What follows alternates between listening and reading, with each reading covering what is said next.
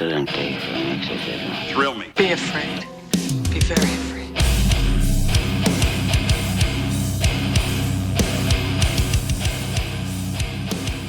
What's up, everyone? Welcome to the Horror Flicks and Guitar Picks podcast. I'm your host, Tim, and today I'm joined by a special guest, the one and only Derek, host of Little Bracket of Horrors. How's it going, man? Good, man. Thank you so much for having me. Not to kiss your feet too much, but this has been a big bucket list item for me. Ever since I've been doing our podcast, I've been listening to your podcast. I love what you guys do, especially with Steven on this season. It's been amazing. So, thank you so much for reaching out and inviting me on. I appreciate it. Oh yeah, man! I appreciate you for saying those kind of words. I mean, you can go full Tarantino on my feet if you want, for that matter. Yeah. No, that's awesome. I'm a fan of your show as well. I was listening to, it's a longer episode, so I was listening to it was like my second time listening in on the top 5 of 2025 list, but I was really digging what you guys were, some of your picks and stuff like that. That's one thing I like about your show is you have Shelly, who's. Well, I'll let you talk about your show, but do you want to let people know where they can find the Little Bracket of Horrors and exactly what it is? Yeah, we are seriously available everywhere. We're on all the podcast streaming apps, Spotify, Apple, Dozer. There's a ton. Our host website is Buzzsprout, and it feeds it out from there. So anywhere that you can listen to podcasts, we're available. We're also up. I do a video edit on YouTube, so people can check us out there as well. But yeah, we are a horror movie review podcast, and at the thing that we kind of do differently is at the end of every season, we take all the films that we have watched that season and put them into a deathmatch tournament bracket where, between Shelly and I, my co-host, and our listener submissions for the bracket, we decide which film was the best from that season that we just watched. And we try to do a lot of fun things. One of the things we do is try to involve our listeners as much as possible. And a way to do that is after every season and after every deathmatch episode, and we crown a victor, we kind of take a month-long break at least. And we try to throw it out to our listeners for them to give us movies to watch for the following season. Mm-hmm. And we generate all those movies. We put them into what we call the Wheel of Death, and we spin out every episode, and it'll land on a movie randomly that is from the list that we have compiled from the off season. And if we land on a viewer movie, we try to invite that person to join us for the episode. So with that, we leave it open to you because, some people I think get a little, stage fright about being on a podcast. And some people have expressed that back to us where, they're not quite comfortable and they'd rather just give us notes. So any way that people want to join or be a part of the conversation for the episode, we put the ball in their court and we allow them to either join us or give us their thoughts. But, we always try to include viewer thoughts on our episodes. And so that's a Little Bracket of Horrors. Hell yeah. And it's pretty much just that on all the socials, right? Little Bracket of Horrors. Yeah, we're on Instagram, we're on Facebook, whoever's there. We're also on TikTok. I'm not really sure how that all still works, but we're throwing it out there every so often, putting up posts. So the only thing we're not on is X or whatever. I don't have time. I don't have time at all. No, I don't blame you. I was on X, but I deleted the app. So I think my my account's still technically up there, but okay. I'm not active anymore. But no, there's just so many things these days, and the only one that really I feel like everybody has that one where they get a decent following on, and then they kind of just forget about the rest of them. You know what I mean? Exactly. And the thing that's nice about Instagram is that when you post up there, it'll share automatically to Facebook. Yeah. So I don't really have to go to Facebook to post, but we get some engagement on Facebook, so it's nice that it does that automatically. But yeah. No, that's same here. That's pretty much I have a lot more followers on. I mean, I don't have a ton of followers to begin with, but just in comparison, I have more followers on Instagram and more engagement on Instagram, but I don't want to just ignore Facebook. So now I'm right there with you. I love the fact that it immediately posts it. So that way it's not like I'm ignoring it, but I don't have to do any extra effort to get it up there and stuff like that. Yeah, exactly. Do you mess with TikTok at all? I don't know if I've seen you on there.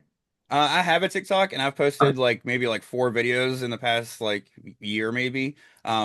I keep meaning to post like every time I make like a video that's more like meme-ish, I try to remember to post it up there, but it's been a while since I posted anything. I meant to post our top horror Oh films of the yeah. year videos because the last one, the only TikTok I've had do really good for me is my top 10 of 2024 video that I put up. So I meant to put up my top 10 video well it was like my top 10 through 6 and then top 5 through 1 videos, but I meant to put all those on TikTok as well and forgot, but no, I don't know why, but it was one of those things I only started doing because somebody told me it would be beneficial to the like to promote the pod that way, and then I just could never really get into doing it, so I just it's there, but I don't use it. But Yeah, it's just it's another thing to check off when you're trying to, be on the social medias about your podcasts. It's a pain in the ass. yeah. No, already making this jump to YouTube, I was like, I'll just focus on the YouTube side of things for a while and kind of just let everything else just like be, just be what it is. You know what I mean? I'll just post when I remember, and I Yeah. pretty much just make sure I post. I always stay up to date on my posts on Instagram, and then everything else. It's like if like I have a Threads, but that's kind of like I maybe post like once per month up there, and like I remember to actually share my episode and stuff like that. So, Yeah. or Yeah. if it's like the text is small enough, it'll just auto share it. But a lot of the times I'll put too much, like too many characters, and it won't share it on It'll Threads. cut off. Yeah. Yeah. I noticed Instagram with the I guess the hashtags, because we used to have like as many as possible, but the last I think couple months it's I guess I don't know if it flags it for spam if you have too many hashtags, but I had to cut it back, and I think you only get like 4 hashtags now before you get like an error message when you're posting on Instagram. Yeah, it's yeah, 5. It did it to me too because I would always put like the same hashtags every time, so it would Me be like, too. Yeah. and Yeah. it'd I be like copy and eight. pasted. Yeah, I'd put like 8 to 10 of the same ones, and then I'd always like put something about like relevant to the episode. Like today we're talking about Green Room, which we haven't said yet, but for those listening, we're talking Yeah. about Jeremy Saulnier's Green Room from 2016. But like for instance, when I post this episode, it'll say hashtag Green Room, hashtag A24, hashtag Jeremy Yeah. Saulnier.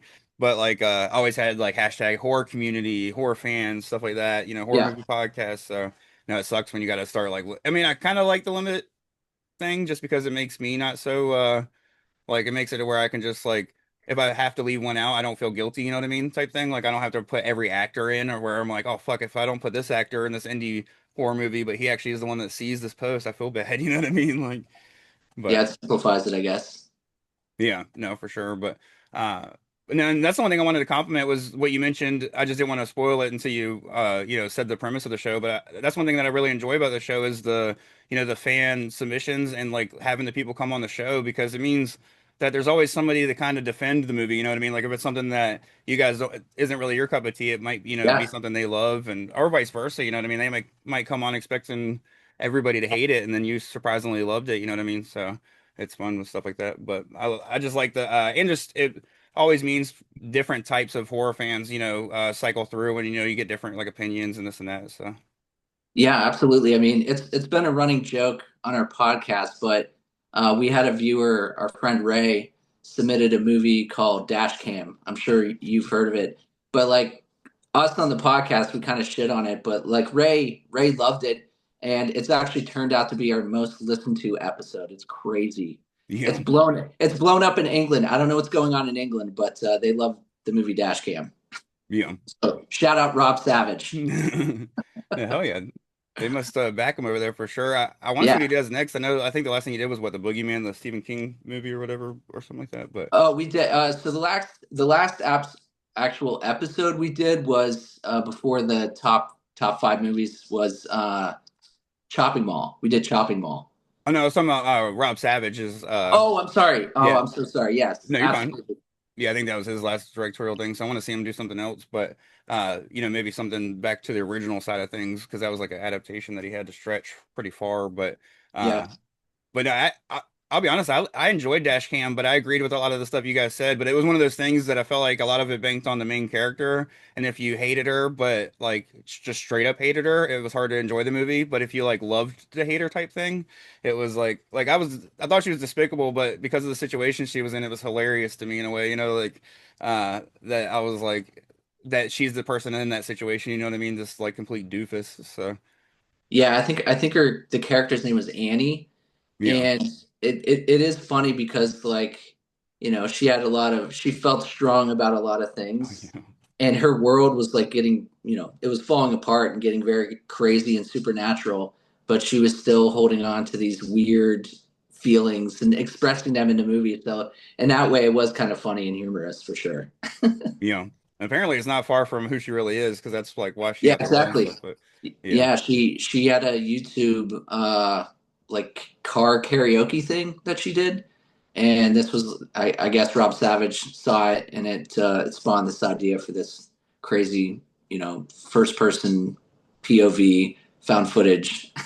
yeah, that's Like wild. crazy supernatural movie. Yeah. Yeah. You expect it to be something like The Conjuring, maybe a classic, or even Terrifier, just because of the way those Oh fans yeah. are. But then when it comes out to be something like Dash Cam, you're like, what the fuck? No, yeah. Yeah. But we can dive into Green Room. This was your choice, through the list of movies we already did, and you chose Green Room to cover. What made you choose this one? And do you remember your first time seeing this film? Yeah.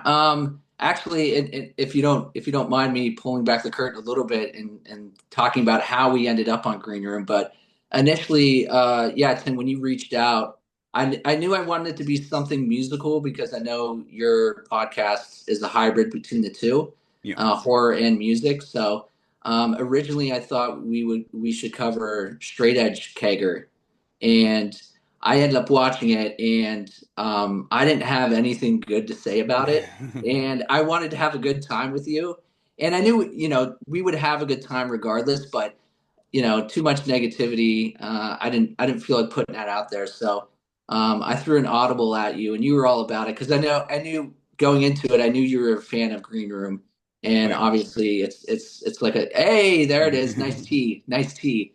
But yeah, I knew it was a great slasher thriller. I guess some may consider it horror, but suspense movie. And obviously, the Ain't Rights are a cool movie punk band. So Oh yeah. yeah, I thought it'd be a lot of fun for us to cover. So yeah. And then you asked first time I watched it, right? Yeah. Um, I'm trying. So I knew you were going to ask that, and I was trying to remember how I found out about this movie. And I think it actually was from another podcast. I don't know if you've ever listened to Turned Out a Punk, Yeah. Damien from Fucked Up. Yeah. I've listened to it a few times. So I forget who he was talking to, but they were discussing Green Room and how it felt the closest to how it actually feels when you're a touring band and you play some dicey shows. And I was like, oh, that's interesting. Like it sounds like it's an authentic take on what it's like for bands that are coming from the punk and hardcore scene, and they got to play like these weird VFW halls in the middle of nowhere and just dicey people all over the place. So I when I checked it out and watched it, I think that was the biggest thing that stuck out to me was just in a lot of films that try to cover like subgenres in music, uh, a lot of times it feels like a performance and it doesn't feel authentic. So when the first time I watched this, I was surprised at how real it did feel. And I've never been in a band that's toured. I've been in a band, but like we've never been in a van and like had to travel. Yeah. But I I was struck by that, and with Damien saying how it felt for them watching it, I was like, I could see that for sure. Oh yeah.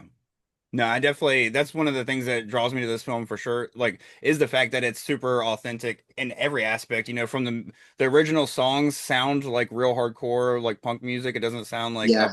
somebody that faked it. Which that was one of the things I was looking up when we jumped on was uh I was trying to remember the name of the guy because there. I've heard that it was Toxic Holocaust that did the music for the Ain't Rights, which is Joel Grind and those guys. But then I've also seen the name Sam Jones come up a few times, and it's come up on like Shazam's website, and he's like a Oh, UK punk artist from yeah. back in the day. So I don't know if they collaborated or what, but I definitely know that I've heard Toxic Holocaust, their name come up quite a few times, and that's even who IMDb credits to it is Joel Grind from that band, and he's in other bands and stuff too. But I do know that another thing that makes this authentic is the way that it looks when they play, and that was, I believe, Hutch Harris, I think was the guy's name, from this band called the Thermals, that came in and like taught, which I guess, Yeah, Anton Yelchin already played, and then the girl from Arrested Development had been already practicing. So I don't know. yeah, He came in and showed them how to like be authentic, and then the drummer, I guess, trained with some woman out in California named Jane something. Jane something starts with a S. So yeah, they were yeah. all like super into like their parts and actually learning their instrument and stuff. And of course, the vocalist just came in and did whatever, which I didn't even realize it was that Callum guy that's blowing up right now from like all this stuff. Like they're saying he might be the next James Bond and shit. But Oh wow, really? Shit, I didn't know that. But yeah, yeah, I think I agree 100% with what you say about like props to the actors for coming in and actually playing the music and learning the music because I think for a lot of maybe people who aren't into this style of music, it's one thing to come in and learn an instrument, but then when you have to play the beats per minute of like this fast hardcore punk song, it's not easy. You yeah, know, I so I grew up playing guitar, and when I was learning guitar and I was getting into like punk and hardcore music, it was the big challenge for me to get the strumming right. yeah. So props to these actors for having the dexterity and then getting the muscle memory and working that out to play those fast songs because as because I think you play guitar too, right? Yeah. Yeah, so I mean, how serious it is. Yeah. Playing a hardcore or punk song can be very, it's a physical activity. Now the way that like for instance Nazi Punks Fuck Off, which they cover in the movie from Dead Kennedys, that's one of the like I learned that song on guitar because of the movie. And Oh yeah, not that I didn't already like the song, but it was like one of the like the early days of doing the podcast. I was like, what's something I could post that's like music and horror related? So I just posted a quick cover of it. And so if anybody wants to scroll for 4 years back on fucking Instagram, they could find it. But no, so I like learned the cover real quick, and I was like, it's not as easy as you would think it would be. It is like bar chords, but you're pretty much like you got to bar the entire guitar pretty much and strum the fuck out of it really fast. And yeah, I know. it's You like gotta you gotta mute the rest of the strings. It's a tough thing to figure out. yeah, you gotta have like the right rhythm with the strumming. There's like a rhythm to the strum, but it's so upbeat that you don't really hear it unless you like listen closely. So no, it's definitely not as easy as it like, and especially not for amateur players. Like I've been playing since I was a kid, so it's like, like it was kind of easy for me. But I'm saying like as far as like I couldn't imagine somebody that has only been playing guitar for like maybe 6 months trying to learn that, and then not only do that, but then have stage presence while playing it too. Like it's one thing to be like fucking Oh staring at the yeah, guitar, but yeah, no, they killed it. My first time seeing this, I don't even remember how this kind of fell into my lap. I think it was one of those things where like I was already starting to become a fan of like A24. I think I was kind of a little late to it because I feel like this is a movie that honestly you could call a modern cult classic. I feel like it didn't explode immediately, but by now it's got like a huge following and people love it. And it's immediately like a recommendation for a lot of people in the film world and stuff, especially if they know that you're like into the music as well. And so like I feel like maybe back around 2018 was maybe the first time I saw this movie. It might have been 2017. It wasn't brand new, but it wasn't that long after it came out. But at that point, it was already streaming, and somebody, kind of either mentioned it. It might have even been a horror podcast that just kind of mentioned it briefly, like you mentioned listening to the punk podcast, Turn Out a Punk, and yeah. so I don't remember exactly how I found it, but I just remember immediately my reaction to it was loving it, loving the authenticity of it. I've been a big Anton Yelchin fan, so as soon as I heard about the movie and found out he was in it, that made me immediately more stoked. But it immediately made me a fan of the filmmaker, Jeremy Saulnier, and made me seek out like Blue Ruin and stuff like that. So no, I really enjoyed this film, and I played back in the day, but I never did any really like touring and stuff. I did like weekend warrior tours and stuff. Okay, But the biggest issue that we had back in the day that was kind of similar to this stuff was when we came up, we started playing like we were like it was early 2010s, like within like pretty much 2010 to 2014 was my band's like longest like run, like that was pretty much the time for my longest running band. And at the time we were kind of like beat down metalcore and stuff, but we're so close to Virginia Beach and Virginia Beach hardcore that we would mix in with a lot of their shows and stuff. And every now and then we would be on a bill that we were like, I don't know if they want us here, you know what I mean, and oh stuff. yeah, So they would never be like racist, obviously, because I mean it was white people, so they weren't like treating us like that, but they were also yeah. kind of There's no like problem. Yeah, yeah, but they would no kind of problem like with white mean people. Yeah, they like mean mug us and be like, just like, these guys aren't hardcore. Like, so we would like there would be some fear sometimes. And I mean, I do have some buddies for like because I still go to Virginia Beach for shows and stuff. And now throughout the years, I became friends with those people, and so that the fear goes away after you like start to meet everybody and stuff. But when you first enter the scene and start playing those shows, when everybody's still strangers, it's scary at first, but or at least intimidating. And but I have friends that literally like within the last 5 years got out of prison for beating the shit out of a guy with red shoelaces because they thought he was a Nazi. So Oh shit, yeah.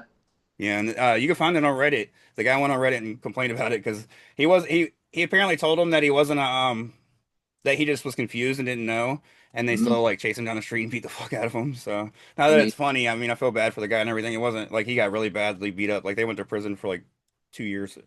oh shit, they must. Jesus Christ, was he on like life support or something? Jeez. There was surgery and stuff, but Oh shit. Okay. All right. yeah. But I mean, I feel like you gotta know. You can't say, "Oops, I didn't know about that." Like you have a thing in your hand that you can look up what things mean. You can look up what symbols mean. So Yeah. I think people who plead ignorance on that. It's like, is it ignorance or are you just willingly dumb for not looking the info up? That's crazy. When that's the type of thing, if somebody approached me and said, "Dude, that's fucking racist as shit," and like started going off on me or whatever, I would Oh yeah. immediately, and I did look it up, and I saw like immediately everything was like, "This is like yes, yes." I would rip those shit out of my. I don't need shoelaces. Like, No, yeah. like I I would, would. yeah, I would make a, I would let them know clearly that I did not stand on that side of the aisle. And it would be apparent as soon as someone, accused. And when I found out the truth, I'd be like, all right, we're going to trash these. In fact, maybe I'll just take these boots off. Yeah. Go shoeless.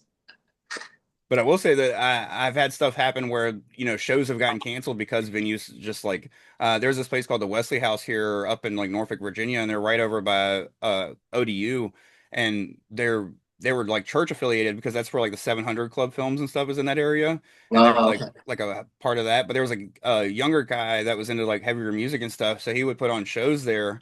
And he did a show once, and we were supposed to play like the following week. It was like a hardcore show, and people put so many holes in the walls that he like canceled like shows for like 3 months, and then finally started like bringing back like he brought back heavy shows, but he would like make sure it was certain like levels of heavy, you know what I mean? So Yeah. like we came back, but he wouldn't bring back like straight hardcore. Like I think the band that did it was like fuck, something with war in their names. I don't know, but one of those bands was like I think War Hungry was actually who did it. Okay. Yeah, Interesting. yeah, like one of those bands. But no, it was fucking wild. The stuff that like they would like go on. It might have even just been Paper Trail opening before War Hungry even played. But no, it was wild the stuff that the shows they would put on. But like one of the last shows they did there was Lasting Seconds of Life, and that got shut down, and that was Mhm. kind of what canceled the show. But because they like started doing heavy, like I said, they started doing heavy stuff. They just try to stay away from like the hardcore stuff because that would bring out like the wilder crowd.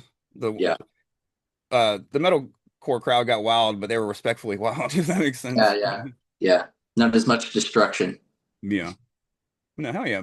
But not to dive into the movie a little bit more, what's some of the things that like really stick out to you in this film? You can, point out like specific scenes or even, just like certain things about it that, really make it stand out to you and make it rewatchable as well. Yeah.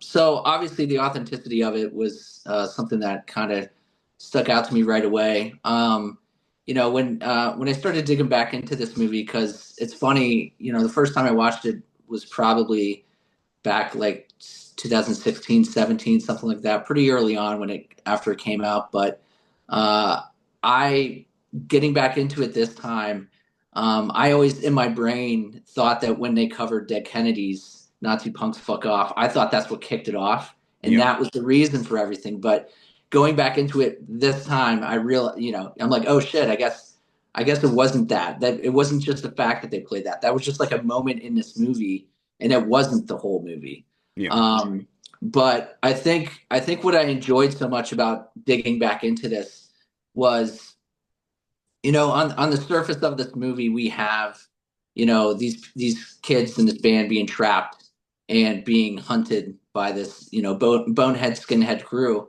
and on the surface that's what it is. But when you rewatch this and you give it a little bit more time, you find like within that crew itself, the skinhead crew, like there's a world going on. Like I think what was it Daniel and the girl who was inside the green room who had the knife in her head. Like they had plans to leave, Yeah, and there was this whole betrayal thing that was going on. That who was the leader?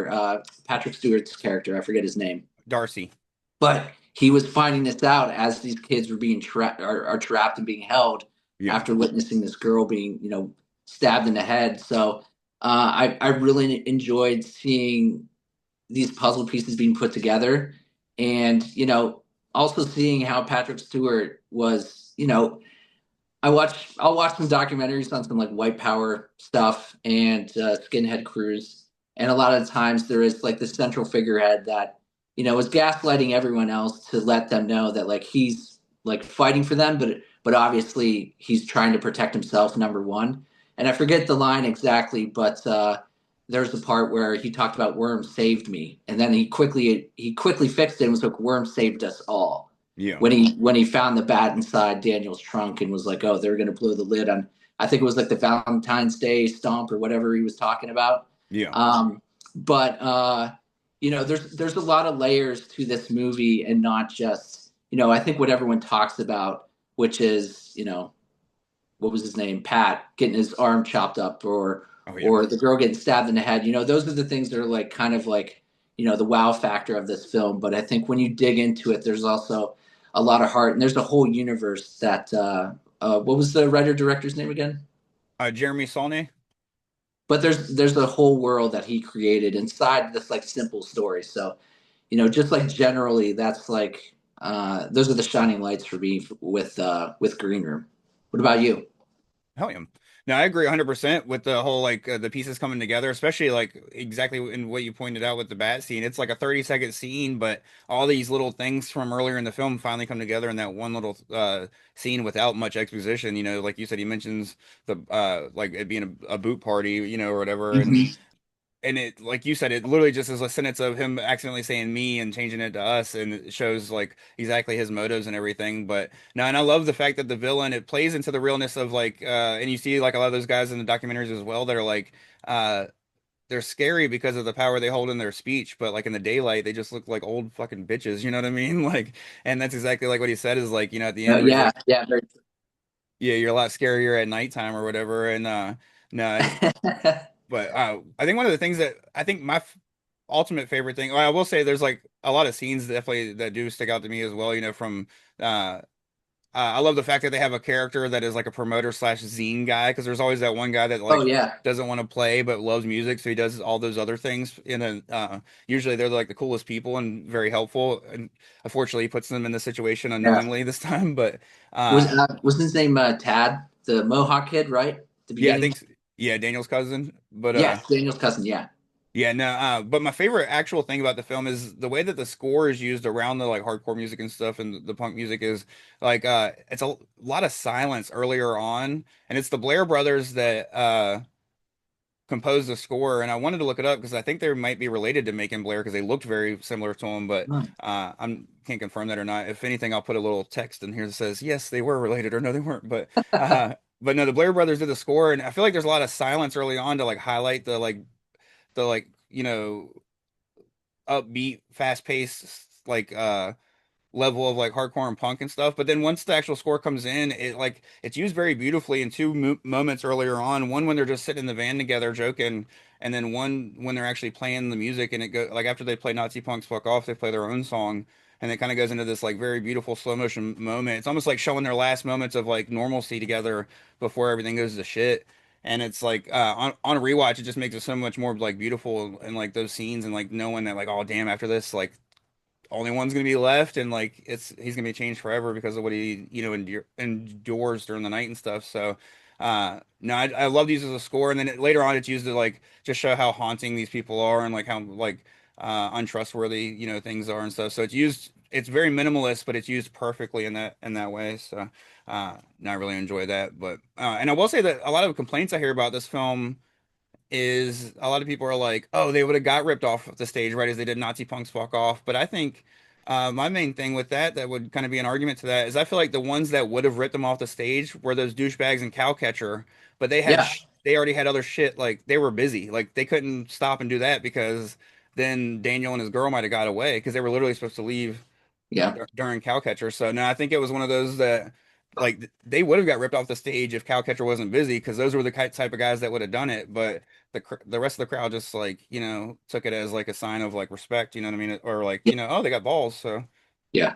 Well, Cowcatcher, the lead singer in the green room before he left, when they were ushered back out. I mean, he told Pat that he loved that second to last song, and so he liked the music. He just didn't like the message of the Dead Kennedy song. yeah. Uh, but obviously, he did it. He did the girl into the second to last song. So Cowcatcher guy was all about him too. He loved the Ain't Rights. No, no, I thought that was like one of those.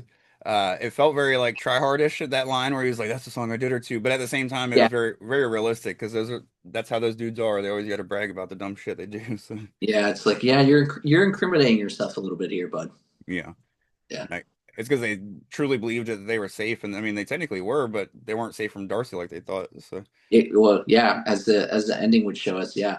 yeah, no, that was one thing I liked about that as well as like how he was like, well. All they do is cause trouble, so I'm just gonna like eliminate them pretty much, and because they Yeah. cause this fucking problem for me. So One of the other things I was really kind of impressed about is I think this movie is known for its brutal moments, and it's got a ton of them.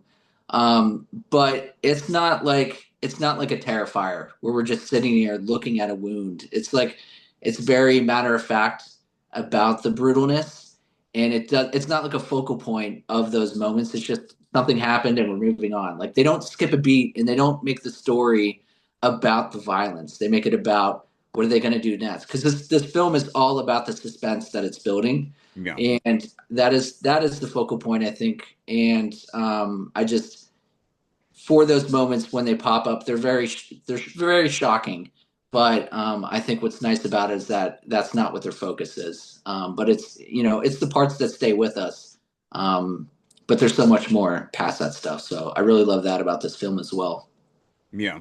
No, I agree. It's very like the gore in this isn't like up just for the sake of the movie to like be shocking or anything, but it's so real that it almost is like harder to watch than a Terrifier. Like for instance, spoiler alert for Terrifier 3, but it's a beginning spoiler, but Yeah, it shows them like the woman wakes up to her husband just getting like straight hacked to shit in the bed, and I can watch that and laugh, but literally when Anton Yelchin just he's not even getting hacked anymore, he just brings his arm in and it's all like cut up and hanging him by a limb. I'm like I cringe every time. I almost like didn't oh, watch that scene when I rewatched it earlier today and stuff. So no, I agree. It works because it is so real and like matter of fact that when it hits you, you almost don't expect it, and it's just very uncomfortable, but in a tense way that makes sense for the film.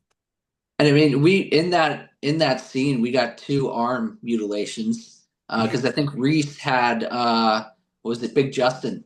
He had Yeah. him on the floor with his little MMA move and snapped his arm, and then Pat brings his arm back in, and it just looks like someone took a lawnmower to it, dead alive. Hell yeah. No, and then But the gut uh, cut is pretty fucking rough too. yeah, exactly. So props to them for finding a really good balance, I think. Oh yeah. Now and then one other scene I just want to point out before we move on to maybe any cons that you have, and then we could wrap up and rate it and stuff.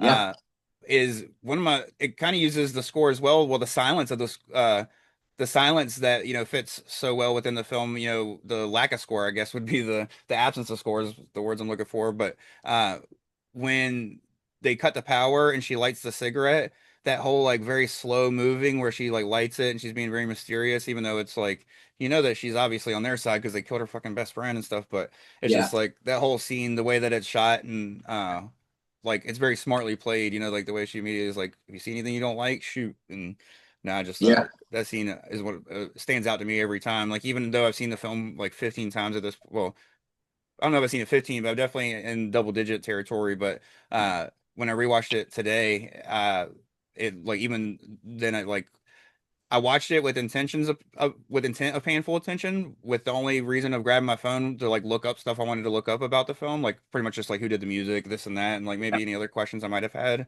But that when that scene came up, I literally was like full attention again. I was like, holy shit, like this is so well shot and just put together in general. But the whole film is, but that scene just Yeah. is a standout for me. But Agreed. oh yeah. No, no. The only other thing well, I guess just before we go into the rest of it, I'll mention it just because it is like a just a cool little fun fact. But also, apparently, this film almost wasn't made because they were struggling to find their Darcy. And then, like 2 weeks before the film was to start shooting, Patrick Stewart calls Jeremy Saulnier and says, "Hey, I want to be your Darcy. Like, I want to, I love the script. I want to do this." And can pretty much save the film. And he's like you said, one of the standout moments of the whole film, and immediately made it. I think obviously there's other people that probably could have done a great job. Like, don't get me wrong, like a Michael Ironside would have been cool, or there's a couple other people out there, but I think nobody would have done it quite as well as Patrick Stewart does it. Yeah. I actually I saw something somewhere that when he read the script, he I guess he was out at his in his countryside home or whatever, and when he finished it, he was so terrified at it that he locked all the doors and was just watching his security system, Oh, yeah. thinking that people were going to come in and hack him up. I guess so. This I think the script obviously had an effect on him enough for him to want to be a part of this project as much as he did. So that's just credit to the writer. Yeah. Now, and for most of us, I mean, growing up, I mean, no matter even if you're an 80s kid or a 90s kid, because he comes back around, because if you're an 80s kid, you're still a fan of X-Men. So when he finally got to play Xavier, you're so used to seeing him as like this hero. He's like always the hero, and he's always like the top hero, not even just a hero. So he's like always such a gentle person. So to see him play this like vile villain, was awesome to get to see before, because now that he's at the age he's at, we'll probably never get another role like this again. It'll probably just be, he'll come out for Xavier and that's about it. But Yeah, I mean he's been knighted. He's Sir Patrick Stewart. So yeah. I mean gentle man. So yeah. Oh yeah. But do you have any cons that you want to throw out? I mean, I personally don't really have any. I don't. I guess with Patrick Stewart's character, his anger was very subdued, and I think I would have liked him to seen him lose his shit. Yeah. Because another title for this movie could just be called Loose Threads. Because I mean, no plan that he puts forth is ever taken care of, and Yeah. everybody fucks up that he sends in to take care of this problem, and he keeps having to make it, a bigger deal and a bigger deal. So, I would have liked to see a moment with Patrick Stewart like really chewing a scene and having him losing his fucking mind. I mean, I think the most we got was he took, I think it was Gabe, the his helper guy, and he like smushed his face and threw him against a wall. But like everyone, like I think I would have liked to see Patrick Stewart like go to 11 because I don't know if I've ever seen him go to 11. Yeah. I don't know. That might play into the whole character of like these guys never want to get their hands dirty themselves. You know what I mean? So, like, of course, he throws his little temper tantrum and grabs him by the face. But as far as actually like being the one to stab somebody, he was like, he needed two true believers, is what he said. Because of Yeah, course exactly. Yeah, he could have just stabbed somebody, throw the knife in the woods, and been like the kid stabbed him and ran off. You know what I mean, or whatever. And that was why we called. But instead, he was like, no, I need to. So there's just, I think it just. The way that they played it, I think, is just kind of show kind of exactly how cowardice he is. You know what I mean? Because I'm with you. Like, it would have been cool to see him like fucking chop a finger off of somebody, or like, even if it was him that like when Reese climbed out when he was getting like stabbed up, even if he pulled out a gun and shot Reese in the head or something, like there could have been a little bit more brutality to him. But I think it was just showing that he was like scared to get his hands dirty until the very end when he like absolutely knew his life was in danger. Because even then he starts trying to walk away before he turns around with a yeah. gun instead of just pulling the gun out. So, but. No, I don't really know if I have any cons. Uh, I guess my only con would be the fact that some of the stuff you could say is like unbelievable, but really just the whole. Honestly, I don't even know if I'd say anything's unbelievable. The only thing I would say as far as like uh cons go is no, I don't have any. I couldn't think of any. But just Yeah. 'cause I mean, and I I could see was where I somebody was else. I've been listening to other podcasts and trying to watch some YouTube videos. I think I sent you one today where a guy was recapping it. It was the fucking funniest thing ever. The But gangsters. it was ridiculous. But one of the things that, and I don't really agree with it, and I'm gonna give it as a con, but I'm gonna have my rebuttal to it, is that these characters, these bandmates, they kind of fall into the tropes of where they're making dumb decisions and putting themselves in harm's way. But I think what, we talk about the authenticity of this film. When you have young 19, 20-year-old kids out there in the world for the first time and they get put into a serious situation where they come across a dead body, like, I don't think their logic is going to be the sharpest in that moment. Yeah. And I think actually, if I was a young kid and I was put in their situation, they did a lot better than I would have done Yeah. because they didn't trust Gabe. They didn't trust that they weren't going to get attacked from the skinheads, and like they sort of barricaded themselves in the room. So I think for the people that have problem with the characters falling into the trope of you know making bad choices, I think I think it makes total sense what they did, and I give kudos to the characters that they some of them survived all the way to the end, but yeah, that's the only kind of negativity I've heard people talk about this movie with. Yeah. No, and my rebuttal to that as well would be as, as guys that have been in bands, like touring or not, like when you get 5 or 4 people in a room together that have different thinking minds and you try to just come up with a song title, that's gonna take hours, let alone if your fucking life is on the line, you know what I mean? So Yeah, to make yeah. these quick decisions and be able to like have 5 minds that are all and they're in the film, that's one of the authentic things to me is how they're all just spitting out different ideas, and then they finally just cling to one and say like, okay, that sounds good enough, let's go with it. Because if they sat there and just rack their brains forever, they're just going to be sitting ducks anyways. So now I agree that they don't make the perfect decisions, but they do make better than I think the average person would. And Yeah. especially considering the situation they're in, they're young, there's too many of them, nobody's truly taking a leadership role, you know what I mean? So they're like, you could argue Reese is the leader, but I think he's more just like willing to be the violent and like enforcer one. Like he's Yeah. not really spitting out ideas or doing much, as far as just the one willing to take the gun and stuff. So Mhm. no, and then the girl that's not even with them is more like about that action than the rest of them. So Yeah. Amber's yeah, she's got vengeance on the mind right away. I mean, she tries to fight Worm in the room. I mean, pretty quickly. But yeah, it was. I think what you say is 1,000% correct because just for lack of no one else wanting to do it, Pat ended up being the default leader, and that was mainly because what was Patrick Stewart's character's name again? oh, Darcy, that's right. And I got Reese and what's his name mixed up. You're right. Oh, Thank okay. you. But yeah, because Darcy was like, listen, I can't be listening to two people to talk. So, Sam was just kind of like, okay, Pat, you're talking to him. So, Yeah. um, you know, that's a good point about like just people trying to figure out song titles. Get a group of 5 people in a room, and it's just like you'll see how difficult it can be for everyone to work in the same direction. Yeah, and I mean, even Anton Yelchin's character was so nervous about his Desert Island band because of his friends' opinions about him that, Oh like, yeah, he couldn't even spit that out. So it's like when it really came down to it, it's no wonder he was like, you know, he was trying his hardest, but he was probably the most afraid, and it just happened yeah. to work out that he made it through. But and And that was a really cool moment too because everyone in the beginning gave their Desert Island band to Tad for his little interview, and everyone was throwing out punk bands and stuff like that. But then like right before that shit was about to pop off, and they kind of dropped the cool kid card, and they were honest about it. They started giving like I think Reese said Prince. yeah, Um, what was it?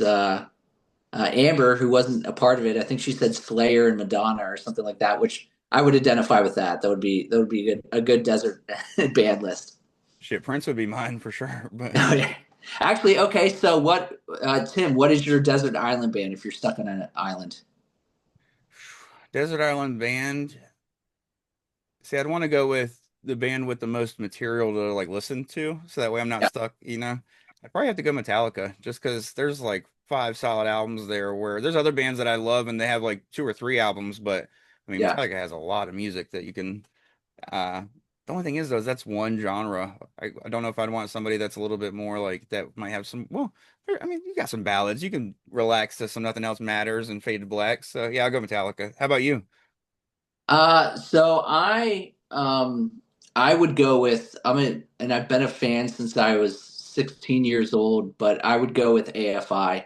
Oh yeah. Um, I think, as far as my music taste goes, they pretty much spam the whole range, like fast punk, great, heavier stuff. I can get that with, Black Sails, and then even some of their newer like new wave stuff. I really enjoy. So for that reason, it would have to be AFI just because whatever mood I'm in, I could pop it in and it could match it. So Oh yeah. yeah. Now I was torn between Metallica and Silverstein because I was a big Silverstein fan too Oh, for a so long we're time. seeing. Okay, cool. Yeah, and they have like some new records I haven't listened to, so I would be like, oh, I have some new stuff to Yeah, check out while I'm on the island. But oh yeah, but nice. now pretty much at the end of these review episodes, if I remember, we rate them out of 10. What would you give this movie a rating out of? Which we've pretty much done it since we started doing it. We've done it every time, but one time I think because Yeah, we forgot. But what would you give this out of 10? shit. I mean, this is. I would give this probably a 9, if not 9.5. I think for what it is, it's pretty bulletproof. I talked about my one thing is, I would have liked to seen Patrick Stewart lose his head a little bit, but it's still not even that big of a con. It is one of those not feel good movies. It is very bleak, but it's for what it is as a piece of art. It's pretty amazing. So I think I'll land on a 9.5 for this. Oh yeah. No, I agree. I'm probably right there with you as a 9.5. No, actually, fuck it. I'm going 10 out of 10 with this one, Love man. it. Just I love because it.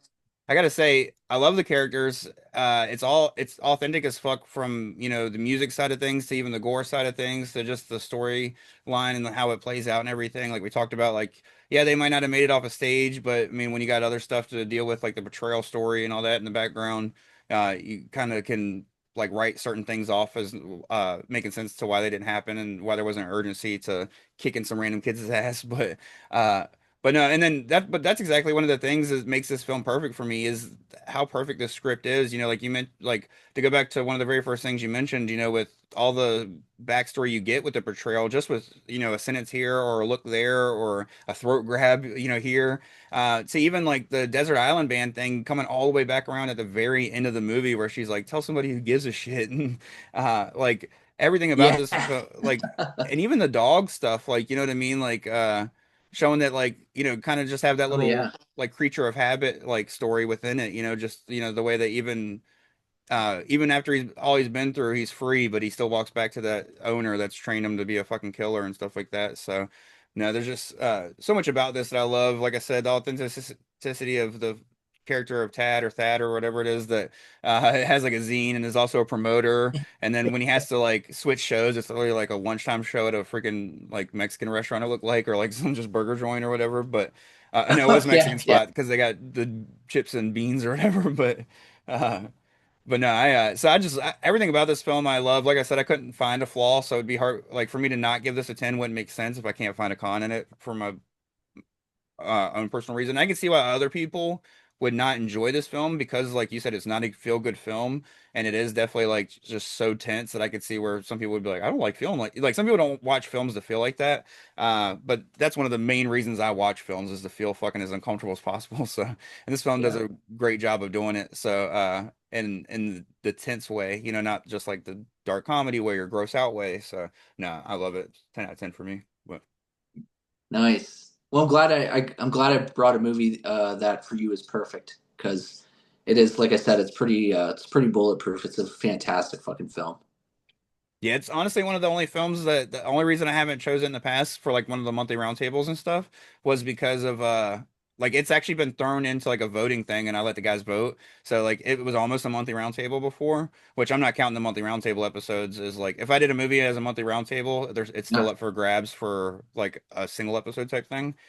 But the only reason we never really did Green Room is because I felt like there'd be so much to talk about, especially when you just add more dudes from like the more band dudes you add, the more stories that people are gonna have. So I was like, while that's fun, it'd be a long ass episode. So I was always just like thought it would be a daunting task to edit something like that. So, Oh yeah, yeah. but Take forever. no, hell yeah, man! I enjoyed chatting with you. It was a blast to finally have you on the show. Do you want to remind people, about Little Bracket of Horrors and where they can find it? Yeah, we are available on Instagram. You can go follow us there and keep up to date with everything we do. We throw random videos up on TikTok if you want to watch me pop up and tell you to give me your thoughts on brain damage. Actually, we're covering brain damage next. Have you ever watched Brain Damage? Hell yeah, multiple times, dude. I love Brain Dude, Damage. so I this is the first time I've watched it, and it's a fucking blast. Yeah, It is hilarious. Elmer is probably the coolest leech puppet I've ever seen. yeah. But yeah, Brain Damage. We'll be covering that next. But yeah, they can check us out on episodes are on Spotify, Apple, YouTube.